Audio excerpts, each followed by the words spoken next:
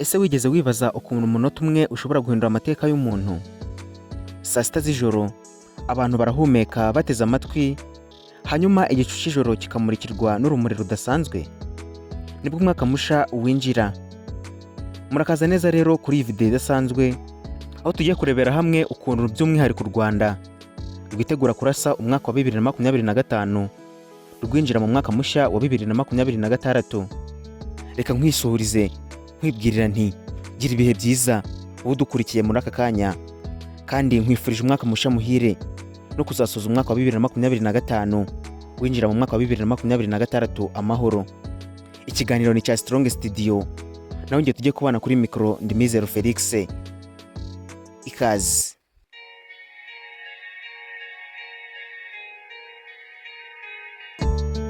Kwitegura kurasa umwaka wa 2025 twinjira mu mwaka mushya wa 2026 ni igikorwa cyuje ibyishimo, icyizere n'ibyiringiro bishya.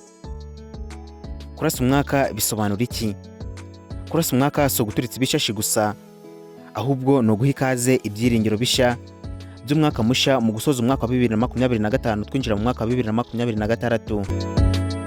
Ese ni igikorwa kiba buri mwaka dusoza umwaka twinjira mu wundi, no gusezera ku byabaye byiza, ibibi, tugafungura urugi rw'umwaka mushya rufite inzozi nshya, imbaraga nshya ndetse n'icyizere gishya. Ku ijoro ryo kuwa 31 Ukuboza uhereye saa 3 z'ijoro, ariko isaha nyirizina saa 6 z'ijoro zuzuye, ijoro ryo mu Rwanda rizamurikirwa n'ibishashi by'amabara byinjiza umwaka wa 2026. Reka rero turebere aho icyo gikorwa kizabera nk'uko twabibamenyesheje. Kigali, umutima n'ibyishimo, kizabera rero Nyarugenge, Imbuga City Walk. Aho rero ni imitima ihurira, umuziki ukiyongera uko amasaha agenda yegera saa 6 z'ijoro. Abantu baraseka, bagasabana, kandi buri wese ategereje uwo munota w'amateka. Ahandi icyo gikorwa kizabera ni Kicukiro, Rebero cyangwa se Canal Olympia. Aha niho urubyiruko ruhurira, indirimbo zirangurura amajwi, ijuru rigategerezwa gucanwa n'urumuri rudasanzwe. Ahandi nakubwira Gasabo, ariho Kigali Convention Center.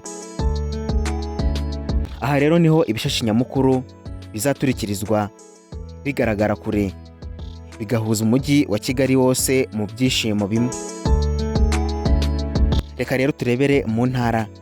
Ese iki gikorwa kizakorerwa hehe? Ibyishimo bizakirirwa bite? Aha ndakubwira Rubavu, ni ku Kivu. Ahangaha rero ibishashi byigaragariza mu mazi, biba ari ibintu bidasanzwe, aho amajwi y'ibyishimo avugira ku nkengero z'ibiyaga.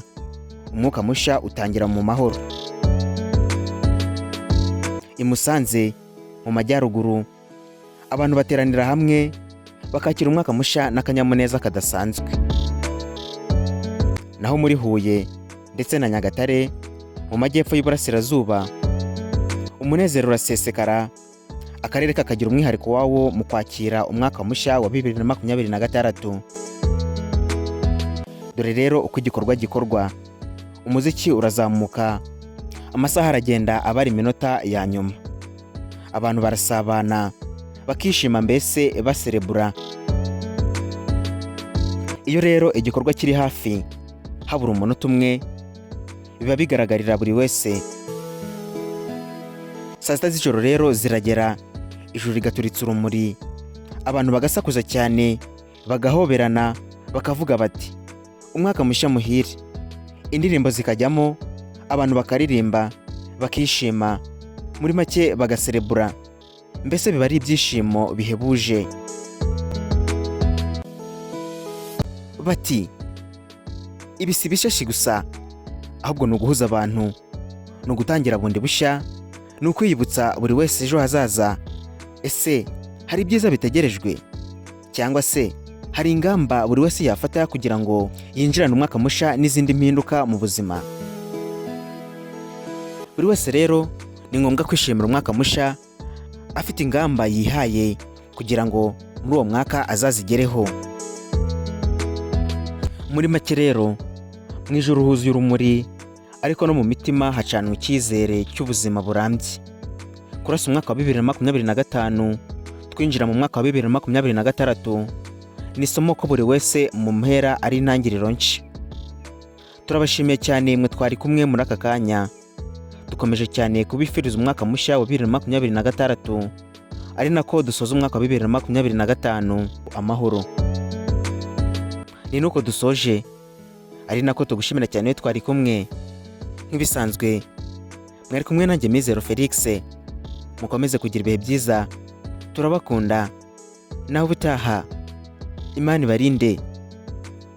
Bye.